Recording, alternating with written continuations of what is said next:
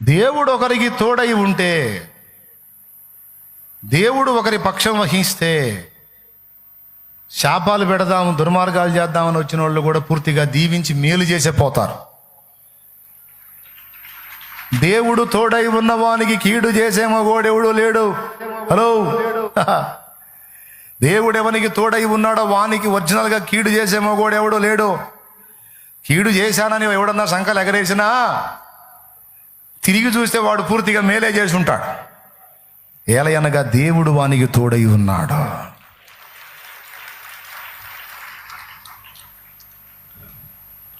ఇరవై తులాల వెండికి అమ్మిన వాళ్ళు ఒకళ్ళు, చెయ్యని నేరం నెత్తి మీద వేసి జైలుకు పట్టించిన వాళ్ళు ఇంకొకళ్ళు.